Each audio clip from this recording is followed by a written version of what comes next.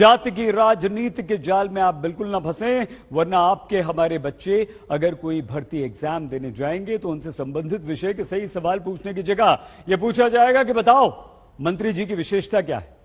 यह कहानी हरियाणा की है। ध्यान से पूरी रिपोर्ट आप देखिएगा, तब आप जानेंगे कि बेरोजगारी दर में नंबर 1 हरियाणा किस स्तर के सवाल पूछकर पुलिस में भर्ती करता है।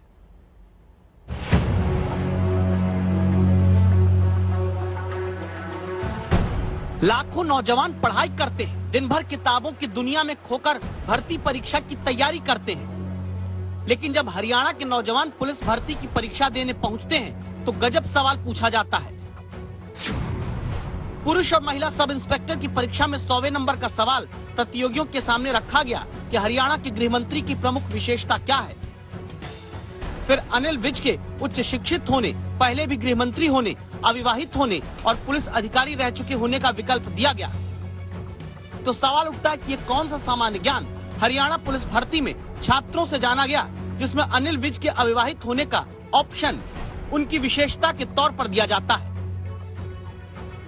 वैसे विकल्प देना ही था तो ये भी दे सकते थे कि कोरोना काल में जब जनता संसाधनों के लिए जूझ रही थी, अनिल विज इकलौते मंत्री हरियाणा के थे जिन्होंने दूसरे मंत्रियों के मुकाबले जनता के पैसे से 36 लाख की एसयूवी लेने की जगह 65,75,000 रुपए की मर्सिडीज कार हासिल की। ऐसे मंत्री के महकमे में काम करने के लिए भर्ती पाने वाले छात्रों के साथ क्या होता है? पिछले महीने हरियाणा में कांस्टेबल भर्ती की परीक्षा पेपर लीक के कारण रद्द कर दी गई। पुलिस सब इंस्पेक्टर के लिए भर्ती परीक्षा होती है तो ऐसे सवाल पूछते हैं जिनका सामान्य ज्ञान से रत्ती भर नाता नहीं होता। सवाल नंबर 66 में पूछा गया, हरियाणा स्टाफ सिलेक्शन कमीशन के प्रमुख भोपाल सिंह खदरी के नाम में खदरी का मतलब क्या है। महिला सब इंस्पेक्टर भर्ती परीक्षा देने वालों से पूछा गया, हरियाणा में बीजेपी के टिकट पर बड़ौदा उपचुनाव किसने लड़ा। हरियाणा बीजेपी के प्रदेश अध्यक्ष का नाम क्या है, ये भी परीक्षार्थी बताएंगे तो वो सब इंस्पेक्टर बन पाएंगे।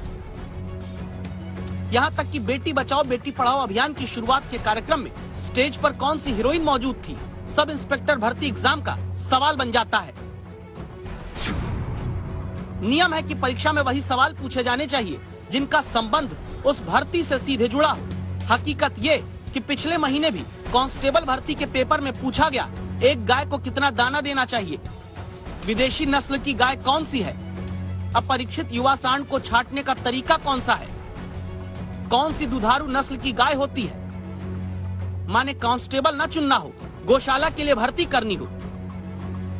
यह हाल उस राज्य की भर्ती परीक्षाओं का है जहां 13 लाख से ज्यादा बेरोजगार सरकारी पोर्टल पर अपनी बेरोजगारी दर्ज करा के बैठे हैं। जहां सीएमआई के आंकड़ों में देश के भीतर बेरोजगारी दर के पैमाने पर हरियाणा नंबर 1 है और सवाल होता है परीक्षा में, बताओ क्या राज्य के गृह मंत्री का गुण अविवाहित होना है।